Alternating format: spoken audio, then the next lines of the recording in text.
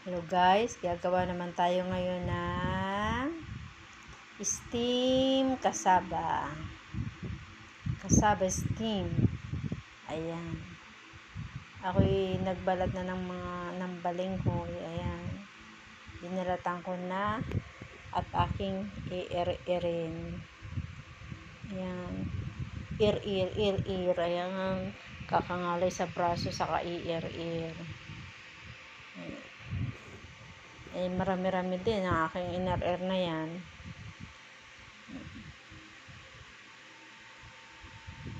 Tignan mo naman at hanggang sa kaano-anohan ay talagang ir-air. Tapos ay ako'y kumuha ng katsa, telang malinis. Ayan, telang malinis at aking pipigaan ang aking mga iner-air. Ayan, ay, natulo pa. Pipigaan ko hanggang matanggal ang lahat ng tubig. Ayan, kailangan ay pigang-piga.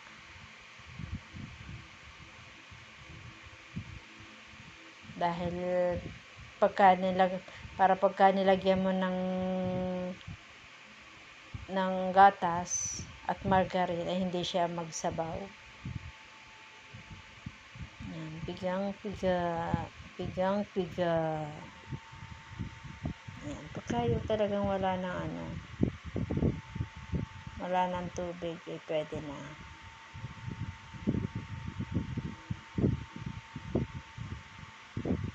Ayan.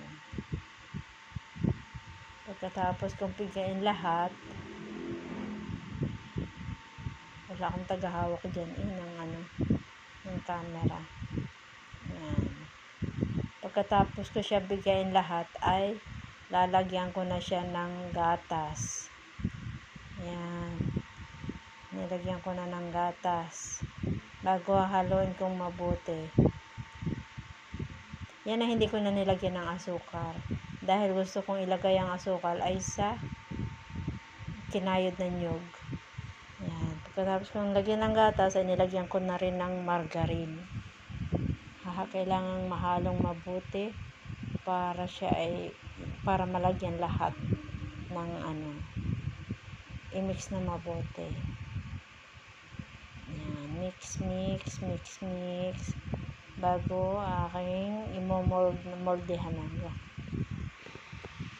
Manipis lamang para hindi siya masyadong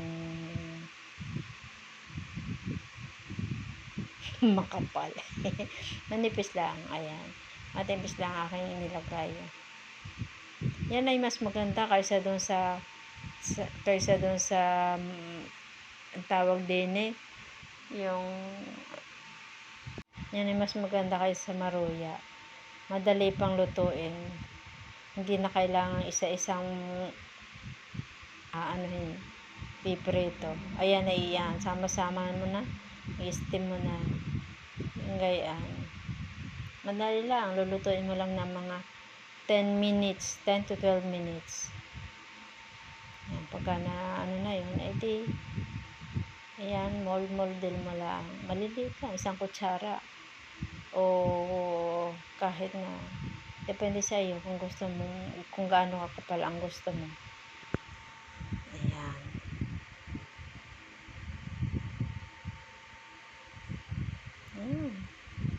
Bago, ang ginawa ko dyan, inilagay ko na ay mainit na tubig ang aking para madali siyang kumulo.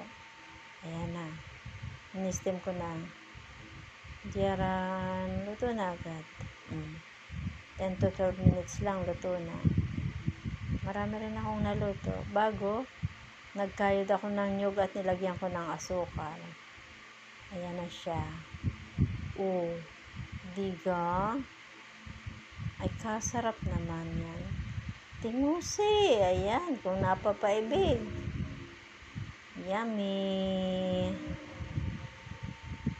Thank you for watching.